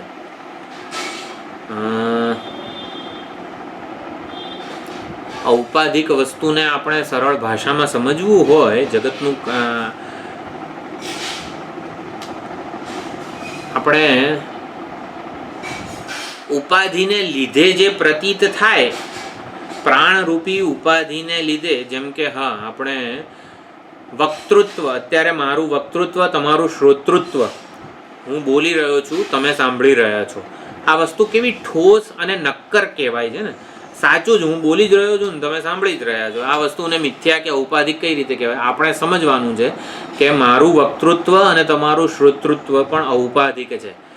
ઉપાધિને લીધે જે સંપન્ન થતું હોય, જે કાયમ ના રહે, હું કાયમ 24 કલાક 365 દિવસ બોલતો જ રહું છું કંઈ, એટલે જે વાણી રૂપી ઉપાધિને લીધે પ્રતીત થાય ને એને ઔપાધિક કહેવાય. એટલે મારું વક્તૃત્વ, મારું કર્તૃત્વ, એવી જ રીતે ચેતનનું કર્તૃત્વ અને ભોક્તૃત્વ ઔપાધિક છે. એનું સ્વાભાવિક નથી, કાયમી નથી, સહજ નથી. તો અજ્ઞાનને લીધે જ ઔપાધિક વસ્તુ હોય, એ સાચી નથી હોતી. એટલે મારું વક્તૃત્વ પણ, તમારું શ્રોતૃત્વ પણ, આપણું જે કર્તૃત્વ ભોક્તૃત્વ છે ચેતનનું આપણે માની બેઠા છીએ, એ કોઈક ઉપાધિને લીધે છે, આગંતુક છે, ટાઈમ બિંગ છે, કાયમ નથી, સાચું નથી, સહજ નથી, સ્વાભાવિક નથી. તો આ વસ્તુ સમજવાની છે. તો ઘણો સમય થઈ ગયો છે, એટલે સ ઈક્ષાન ચક્રે ટૂંકમાં આ કથાનું તાત્પર્ય આપણે આ ક્લાસમાં સમજ્યા. હવે કથા કઈ રીતે આગળ વધે છે એ વિચાર કરીશું આવતી વખતે.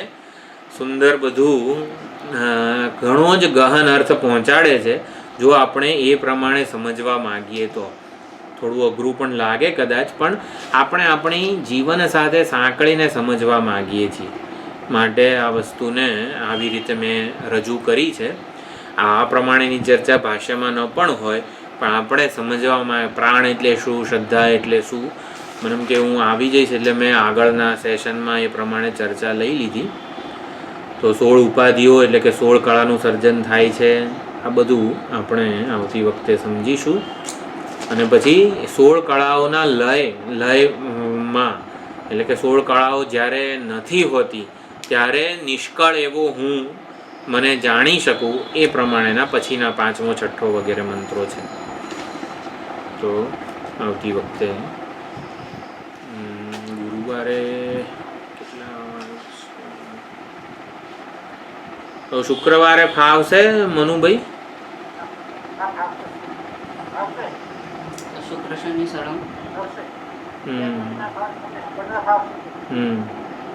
ગુરુવારે ક્લાસ હશે ને તમારો ત્યાં?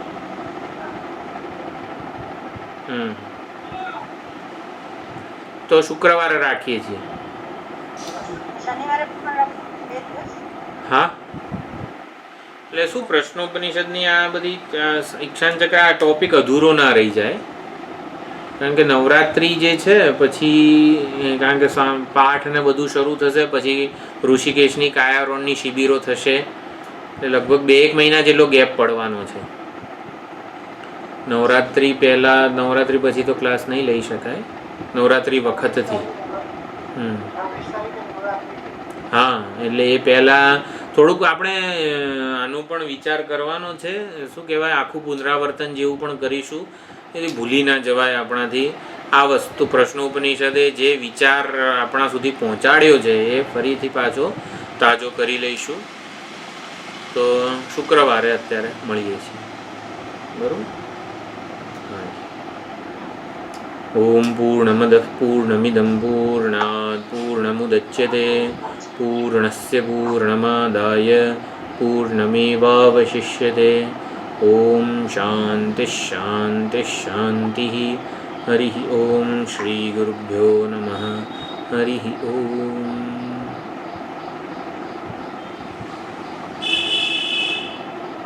Recording stopped.